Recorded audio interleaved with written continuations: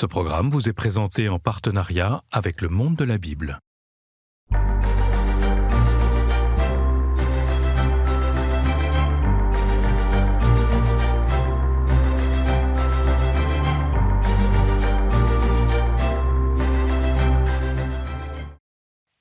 L'entrée du Christ à Bruxelles, en 1889.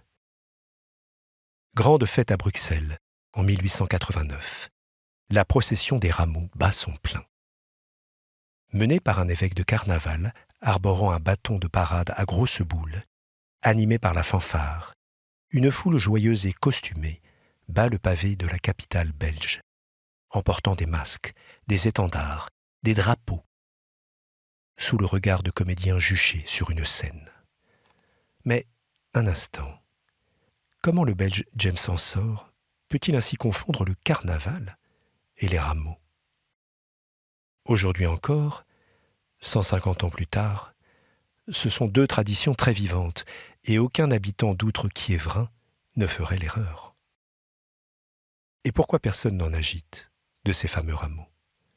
Et d'ailleurs ce Christ, avec sa large auréole, ne serait-il pas le Christ, justement, et non un acteur qui fait mine de rentrer à Bruxelles? Héritier de Peter Bruegel et Jérôme Bosch, James Ensor nous propose une composition moqueuse, fantastique et bariolée, pour mieux pourfendre les travers de l'humanité, qui peut se lire à plusieurs niveaux. Le premier niveau de lecture est certainement une dénonciation très acerbe de la société belge de l'époque de Léopold II. Le roi a transformé son petit royaume, beaucoup moins prestigieux que ses voisins, en une monarchie prospère, en avance sur la plupart des pays européens, notamment grâce à sa politique coloniale au Congo. On repère d'ailleurs dans la foule plusieurs masques africains, dont à gauche, un beau masque Sonji. Et c'est cette société bourgeoise, conservatrice, affairiste, qu'Ensor critique. Cela commence au premier plan. Alors que le bon peuple défile avec enthousiasme, des notables massés sur le coin droit du tableau restent sur les côtés. Ils ne sont pas déguisés et regardent cette populace avec mépris, un petit sourire en coin, en ricanant. Pourtant, ils devraient participer à la liesse populaire. On sait que Sa Majesté s'est appuyée lourdement sur la hiérarchie catholique pour asseoir son pouvoir et qu'elle adore les défilés et les marches militaires dans les nouvelles avenues qu'elle vient de faire construire. Les Bruxellois reconnaissent le boulevard Anspach dans le lieu de la procession, tout neuf à l'époque. Mais ici, tout est ridicule. La place où devrait se tenir le roi est occupée par des comédiens. Une pancarte claironne « Vive Jésus, roi de Bruxelles ». L'armée, l'autre pilier de la monarchie, est métamorphosée en une fanfare grotesque, conduite par un Pinocchio couvert de médailles. Et l'évêque a le nez rouge comme un ivrogne. Les aspirations d'Ensor sont claires.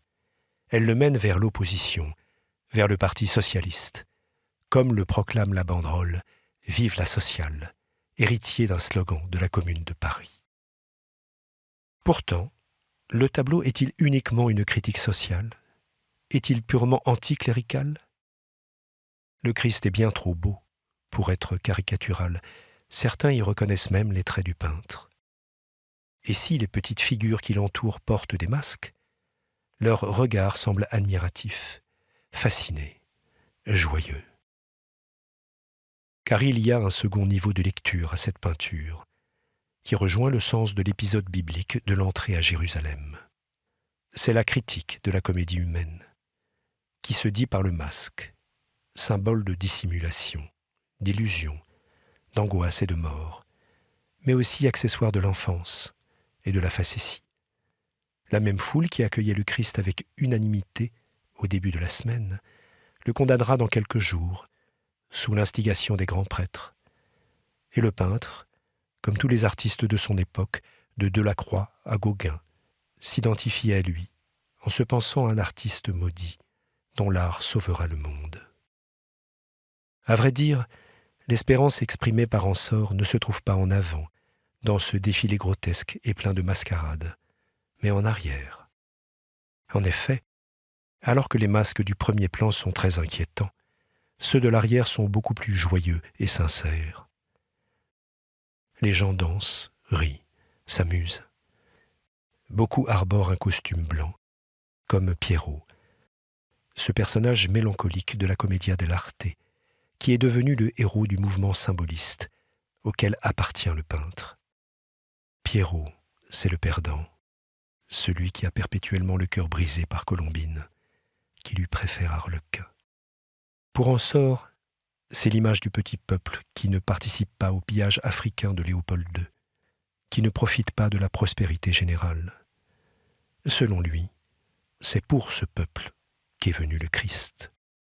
Vive la sociale!